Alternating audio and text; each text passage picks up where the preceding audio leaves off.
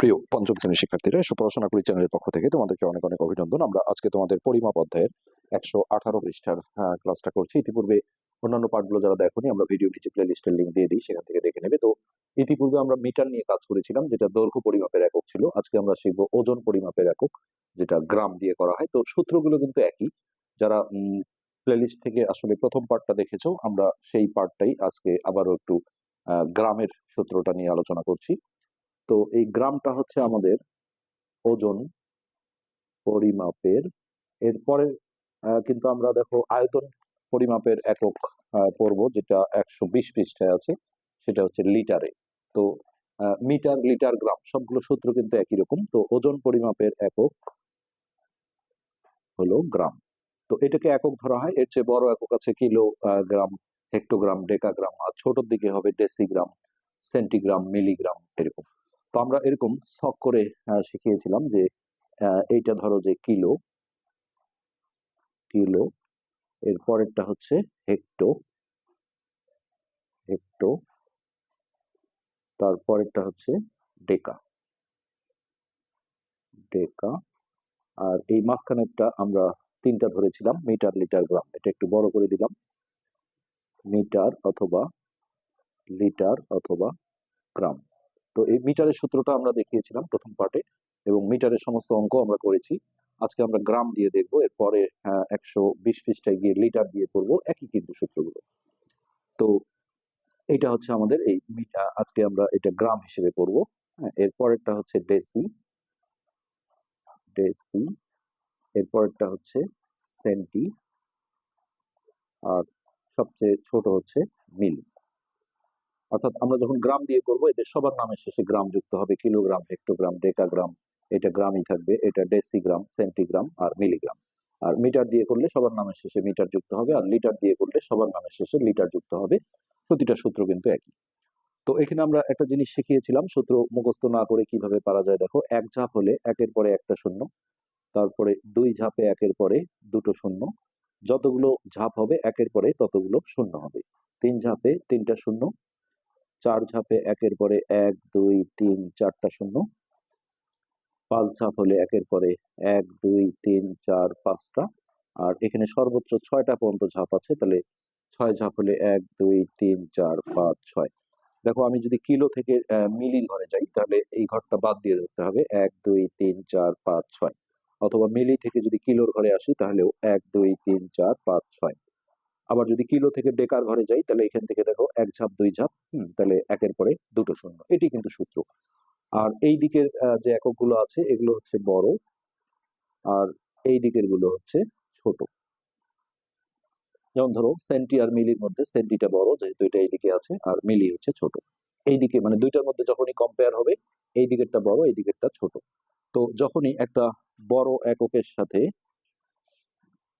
বড় এককের সাথে এক, এটা আমরা লাগিয়ে নেব। যেমন আমি এক্ষুনি দেখো একটা সূত্র বলছি যে 1 কিলোগ্রাম, এটা কিন্তু 1 কিলোমিটার দিয়ে বলতে পারি, কিলো লিটার দিয়েও বলতে পারি। যেটাই বলবো এদিকের সাথেও তাহলে লিটার লাগাতে হবে। তো আমরা যেহেতু আজকে গ্রাম দিয়ে পড়ছি, তাহলে সূত্রটা হচ্ছে 1 কিলোগ্রাম। বইয়ে যেগুলো আছে আমরা সেগুলো দেখাচ্ছি, অতিরিক্ত দেখাবো।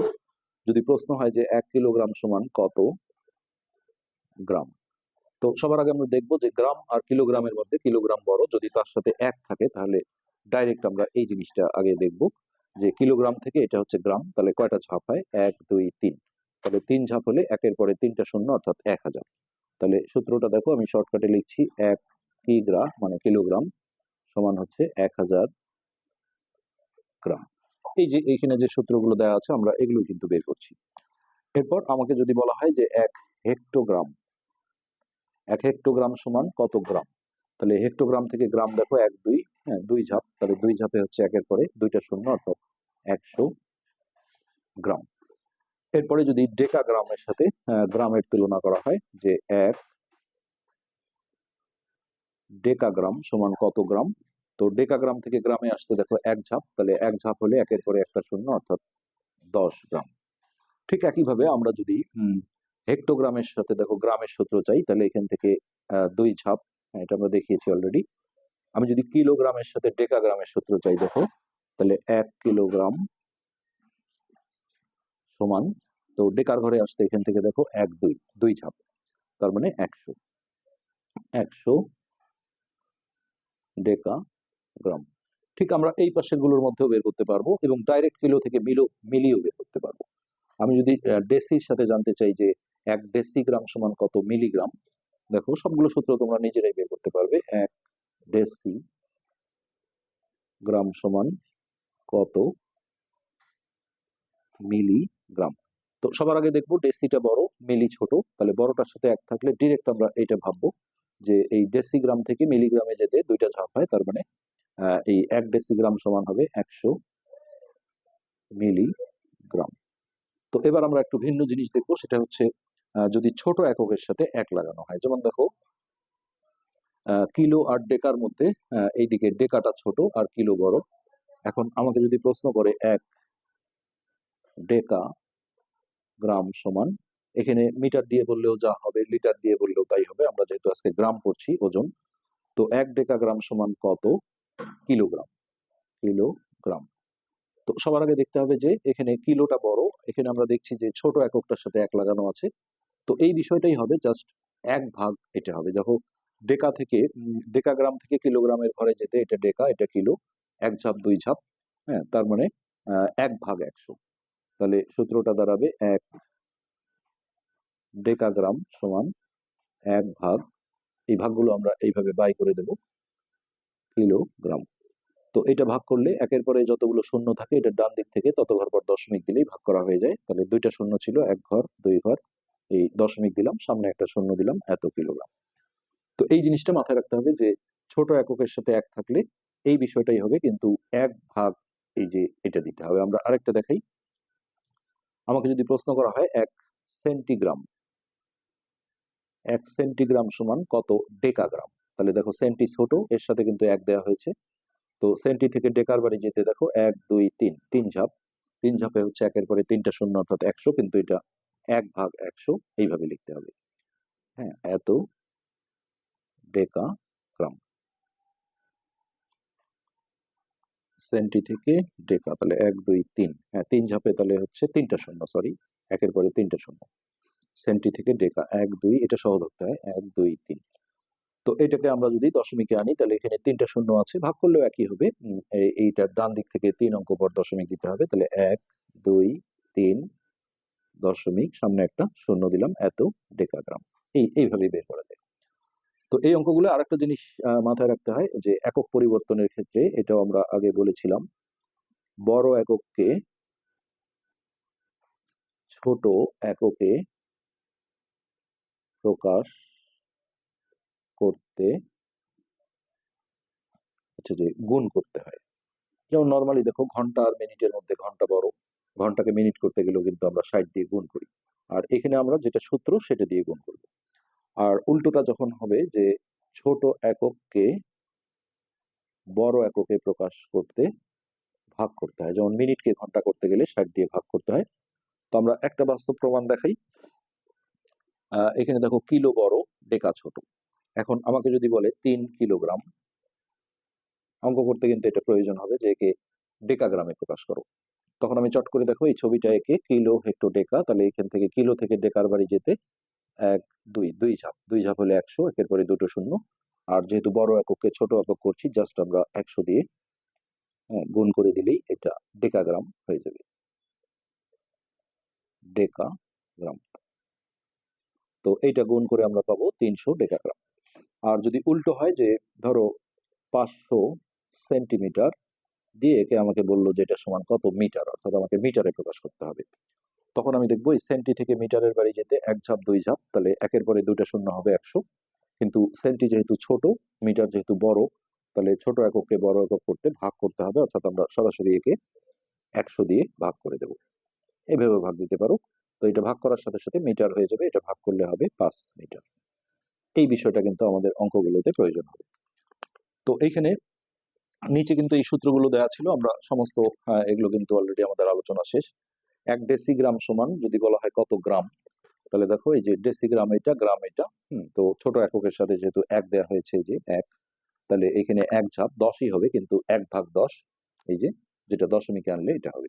সেন্টিগ্রাম থেকে যদি গ্রাম চাওয়া হয়, তাহলে সেন্টিগ্রাম থেকে গ্রাম হলে 2 ধাপ, তাহলে 100, কিন্তু ছোট এককের সাথে যেহেতু 1 দেওয়া আছে তাহলে 1/100, যেটা ভাগ করলে 0.01 গ্রাম।